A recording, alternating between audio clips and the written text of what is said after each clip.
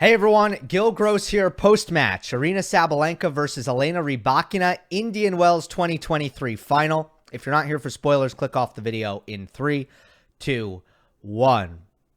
Rybakina this time with revenge after her defeat earlier this year in the Australian Open final. This time she tops Aryna Sabalenka for the first time in their head-to-head history as well. And for Rybakina, it's her first title of 2023. She does it in straight sets over Aryna, 7-6, 6-4 the final.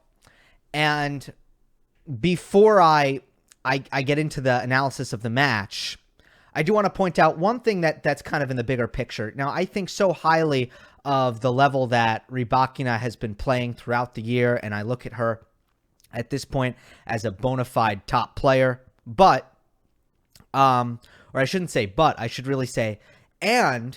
I think what this really highlights is that her game is going to be successful across all surfaces. Her breakthrough was at Wimbledon, relatively low bouncing court, quick playing court, and this is the opposite. It's a high bouncing court that plays grittier and slow. So Rybakina's power game, it's gonna harbor certain advantages across all surfaces. And if you're going to look for an area where she can actually find a long-term edge over Iga Swiatek, who everybody, including Sabalenka, is trying to chase right now, the surface versatility is probably the main area where Rybakina can kind of hold that edge, because Iga is a little bit more, I would say, tied. Her success is a little bit more tied to whether or not the conditions are fully suiting her.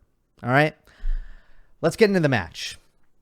Serve was a big deal here. It was a really big deal, especially the second serve dynamic, which I thought was also really the main thing that decided their Australian Open match earlier this year. Second serve return points are always going to be a big inflection point with these two. They're both going to have success behind their first serve. They attack so well. They hit their first serve so big. Neither of them will defend well enough to really be able to stop the opposing player when they make the first serve. So first serve is going to be a wash. What happens on the second serve? That's the big question when these two are going to play is, are you able to protect your second serve, or will the aggressive returning be the prevailing pattern that is going to kind of grasp or take over the second serve dynamic in this match? So on Rybakina's serve, she was not making a good percentage, 52% first serves for this match, but she maintained her approach on the first serve, which is, I'm going to go after it. I'm going to hit it big. I'm going to hit one of the biggest first serves, if not the biggest first serve in all of women's tennis. Her second serve was good enough to liberate her to be able to do that. At no point did Rybakina have to say, I'm going to have to take off miles per hour off my first serve because I'm missing it too much. At no point did she do that, because if she does that, it takes away what makes her a really great player. It takes away her best weapon. And she didn't do that. She kept going out and hitting out on her first serves. And then her second serve, it's a kick serve, and it was good enough to give her a chance. Did Sabalenka attack some? Yeah, of course. She attacked some returns. But did she always make it? No. Did she always square it up, or was she always able to time it? No. So Rybakina did just enough to kind of protect that second serve. And I think she won 47. Let me check this. 47%. Let's see. Second serves. No, she won 52% for the match, which is excellent. So 52% second serve points won. Really good. What about Sabalenka's serve? Well, in the first set, she was successful on the first serve. She was hitting it big. And she won 73% of her first serve points. But the second serve was a huge issue, especially with the double faults. 10 double faults and only 33% second serve points won. 8 of 24 on second serve points won. And the double faults came in big spots. And she got away from the kick serve, which is exactly what she did in the first set in Melbourne. For some reason, and I don't understand how she made this mistake twice. I understand why she made it the first time, because Rybakina is fairly intimidating as an aggressive returner. But she stopped hitting the kick serve. She started hitting the slice serve.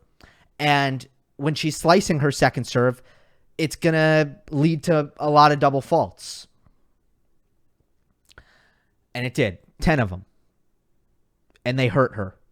But in the second set, Sabalenka was so scarred by all those double faults that she started taking all the pace off of her first serve. Now she made 72% of her first serves. Her percentage went up, but it wasn't a winning formula, because now Rybakina was not only able to land aggressive returns off of Sabalenka's second serve, she was able to do it off of her first serve as well, because Sabalenka was not hitting good first serves. She wasn't hitting good first serves because she was afraid to hit second serves. And when she did have second serves, she was hitting the kick serve. She went to the kick serve, but she was decelerating and not hitting them hard enough. At the end of the day, what Sabalenka needs to be able to do is hit her best kick serve, which she found in the second and the third set in Melbourne. She was never able to just hit her best kick serve in this match. It was either kind of slow powder puff kick serves or what we saw in the first set, overly aggressive slice serves. She never found the second serve. It bled into her first serve, though, which was probably not really the call. So, I don't know. It seems like despite the 4-0 head-to-head that Sabalenka owns over Rybakina, it seems like Rybakina's returning really does get into Sabalenka's head. And Rybakina's forehand return was particularly good in this match. That was the side that was being targeted by Sabalenka more often than not, especially on the first serve, especially on the ad side. And Rybakina, especially by the second set, she was sitting on that forehand return and she was crushing them. So now we can talk about some crucial sequences.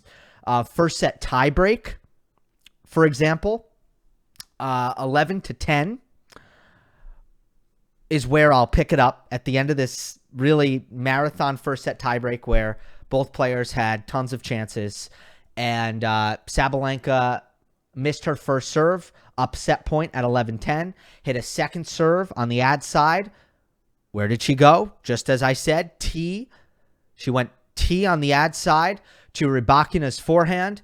Rybakina hit this inside-out forehand return. Deep, middle, forced the error, the backhand error, straight off the return. Then at 11-all, Sabalenka hit her 10th double fault of the set. At 12-11, they got into a forehand-to-forehand exchange, and Sabalenka looked to change down the line, and she lifted up too much and hit it long. So from upset point, the serve just didn't come through for Sabalenka, and that was the final sequence that cost Aryna the first set and gave Rybakina the 1-set-to-love lead. Now, Sabalenka definitely felt an emotional hangover from the first set. Not good body language to start from Sabalenka in the second. And the start ended up being very crucial because I do feel that Sabalenka, for the most part, was able to play with Rybakina. Problem is, she went down 3-love. She went down that early break, rather, in the second set. And, that started with Rybakina breaking serve at love, hitting 3 crushed returns off of slow Sabalenka serves, where it felt like those serves were kind of resigned. Just, it seemed like Sabalenka was just discouraged and rolling her serve in instead of really just, I don't know, it wasn't right. She wasn't giving herself a chance. It did get a little bit better from there, but still the serving really never recovered. there were a lot of forced errors with returns deep down the middle, by the way. So that was Rybakina's preferred return. It was an effective return. Sabalenka did the same thing. Both players were really effective with that because they have big backstring swings. They have long stroke production. And when both players are able to really get a hold of the return and go deep down the middle, the player kind of recovering out of their service motion just has a lot of trouble not feeling rushed off of that first ball. So with Rybakina having the break in hand, I felt she did a good job from there. She would eventually go up the double break. Handling the wind. The wind kicked up in the second set, and Rybakina maintained great balance, great footwork, even with the wind, and she started hitting pretty big into big targets. So lots of margin. Like, what's important in wind? Good margin, good footwork, good balance.